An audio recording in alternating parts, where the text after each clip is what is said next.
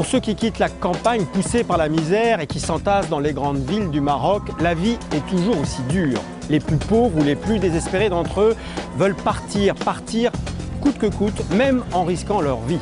Dans un document exceptionnel, nos confrères de Thalassa, Jérôme Laurent et Yvon Baudin ont suivi ces candidats à l'exil.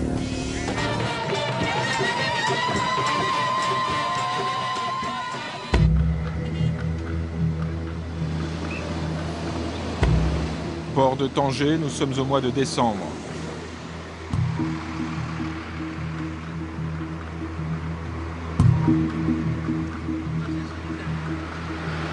Les derniers ferries de la journée s'apprêtent à partir pour l'Espagne.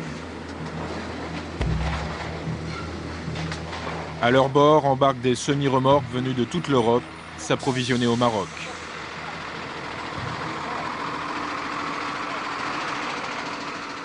Notre équipe filme librement pour un reportage officiellement consacré au développement économique du port. Mais en réalité, si nous sommes ici, c'est pour une toute autre histoire. Viens par ici, viens. Descends, descends. Allez, viens ici ou je lâche le chien. Aïe, aïe, mes couilles, j'ai les couilles coincées. Quoi, tes couilles? Tu te fous de moi? Tout à l'heure, c'était tes jambes qui étaient coincées. Allez, maintenant, descends, mon ami.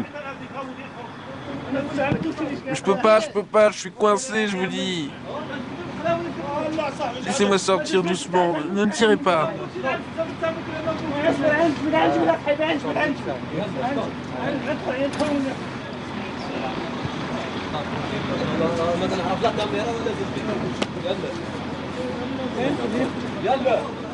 Caché dans les essieux du camion, ce jeune homme vient de risquer sa vie pour être embarqué à bord du ferry.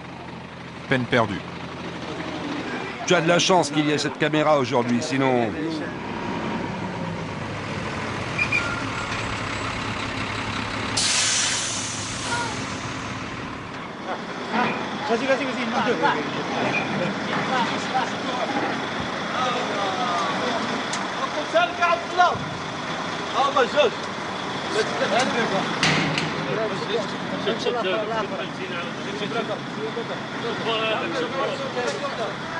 En moins d'une heure, 5 adolescents vont être ainsi délogés de plusieurs semi-remorques.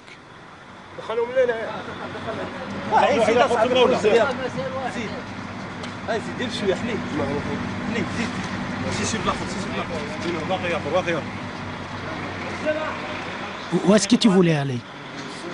En Espagne, on va aller travailler là-bas. C'est la première fois que vous tentez la traversée? Non, on l'a fait plein de fois, mais on se fait souvent arrêter. Et vous avez déjà réussi à passer? Oui, moi j'ai passé 2 ans en Espagne, à Malaga. Après j'ai été expulsé, je cherche à repartir. Et grâce à Dieu aussi, il m'aide. Pour Younes et ses copains, la nuit se terminera au commissariat.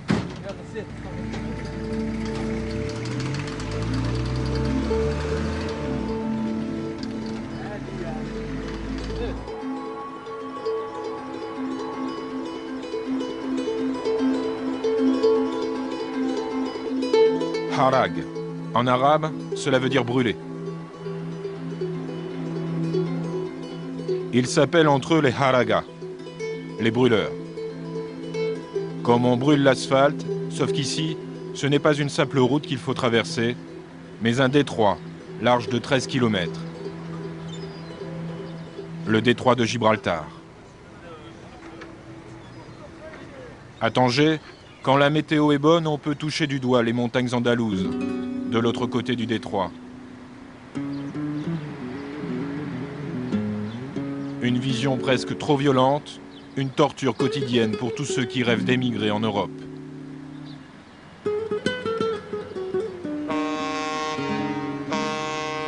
Comment alors brûler cette frontière maritime que seuls traversent les ferries qui font chaque jour l'aller-retour avec l'Espagne, la France, l'Italie ?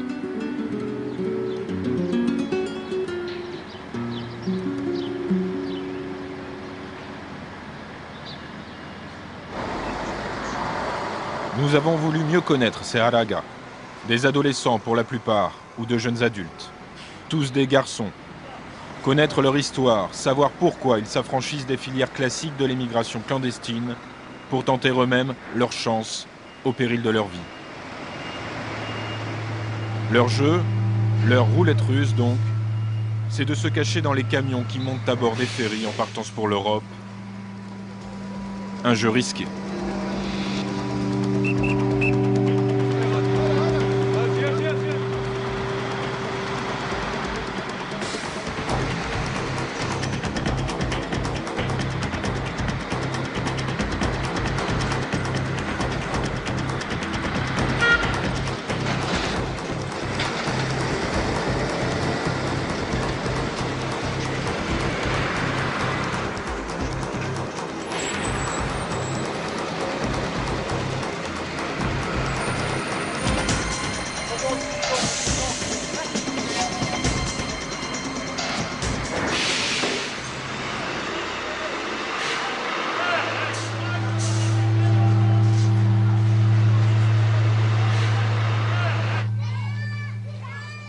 La plupart des Haragas viennent des quartiers surpeuplés des grandes métropoles marocaines, des campagnes aussi. Ils partent avec l'espoir de profiter des lois espagnoles qui offrent théoriquement l'asile aux mineurs clandestins et plus tard, éventuellement, un permis de séjour. Les autres, plus âgés, fuient tout simplement la précarité et partent chercher un travail au noir. Parmi ces Haragas, voici Younes, 17 ans. Vous l'avez aperçu au début de ce reportage lorsqu'il s'était fait arrêter de nuit. Vous savez, l'autre jour, les policiers m'ont frappé parce qu'ils nous ont vus vous parler. Ils m'ont tapé dans le dos. Ils m'ont laissé 3 jours dans le commissariat. Et le 4e, ils m'ont lâché.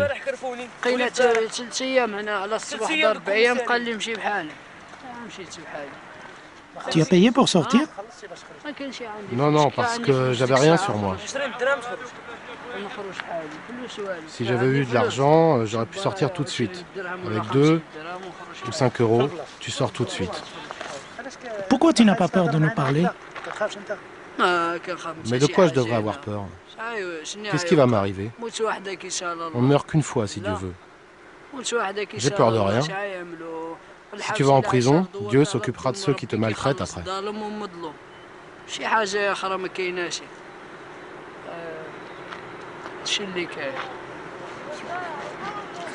Être frappé, ça ne te fait pas peur?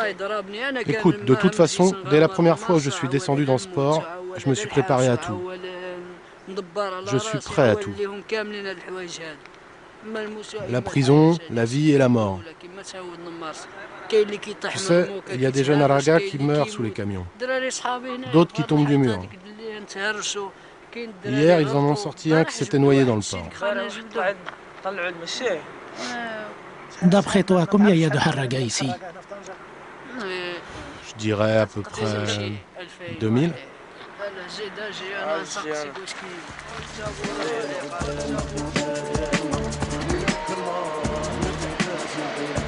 Lorsqu'il n'essaye pas de brûler, Younes traîne souvent le soir dans les rues de Tanger.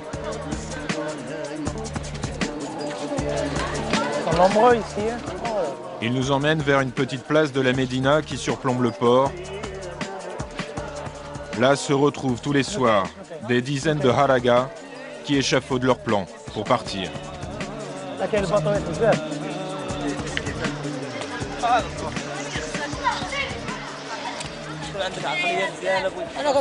Moi, je vais essayer de passer directement avec l'équipage du bateau. J'ai un contact, je me cache à l'intérieur et j'attends. Au Maroc, même si tu travailles toute la journée, tu gagneras quoi? À peine 5 euros. Qu'est-ce que tu vas faire avec ces 50 dirhams? Tu vas pouvoir faire manger ou aider ta famille? Acheter le mouton pour l'Aïd? Non. Avec 50 dirhams, la seule chose que tu peux faire, c'est acheter 10 mètres de corde. Tu l'accroches à un arbre et tu te pends. Voilà, tu te pends. Les Haragas n'ont pas les moyens de se payer la mafia, celle qui vous propose de brûler le détroit à bord de barques surchargées, les fameuses pateras, ou qui fournit de faux papiers d'immigration en jouant sur la corruption de fonctionnaires. Pour passer avec les mafias, il faut être prêt à débourser jusqu'à 7000 € sans garantie de réussite. Les Haraga, eux, n'ont pas un dirham en poche. La honte de rentrer au village ou dans le quartier sans avoir réussi à brûler les empêche de revenir en arrière.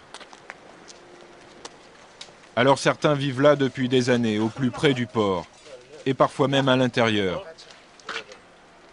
comme dans ces conteneurs transformés en squat de fortune.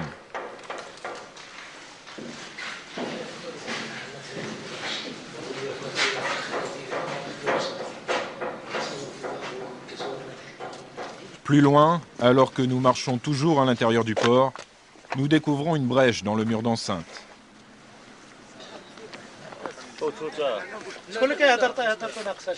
Surgit alors un peuple fantôme qui vit dans les roches des digues extérieures.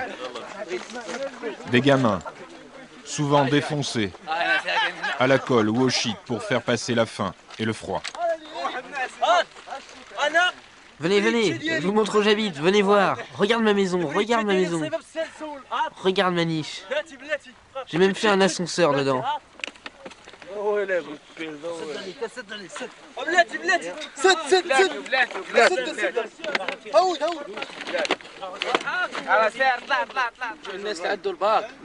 On a le bac, on a fait des études, on est allé en 2e année de faculté, on a la licence et on vient pour brûler. Est-ce que ça a un sens tout ça? Quand les autorités t'arrêtent, il faut les payer pour qu'elles te libèrent, c'est vrai ou non? Il y a des gens qui vivent dans des immeubles et nous on habite dans des niches comme des animaux. C'est quoi ça? Tu vois un vieux dans une voiture de luxe et toi, tu n'as même pas de chaussures. Regarde un peu mes pieds, ce sont des chaussures ça? Il n'y a que des voleurs ici, de bas en haut de l'échelle. Les autorités et même les ministres sont des voleurs. Arrête, arrête, il ne faut pas parler de ça. Mais la réalité, je dois la dire, il faut parler de tout maintenant. Pourquoi on va rester dans ce pays? Quel âge as-tu, toi? 30 ans? Toi, à ton âge, sors-moi 2 € de tes poches si tu les as. Devant ces gens, vas-y. Tu n'as même pas un dirham par an dans tes poches. Et en Europe, même sans travailler, en restant assis, tu peux toucher un salaire. Si tu as perdu tes parents là-bas, il y a des centres pour s'occuper de toi. Chaque semaine, on te donne de nouvelles chaussures. Chaque jour, tu peux te doucher. Toi, tu vis comme un insecte ici. Moi, je me douche 1 fois par an comme un animal. Et je vais te dire, en Espagne, même une mouche, elle est mieux traitée que nous.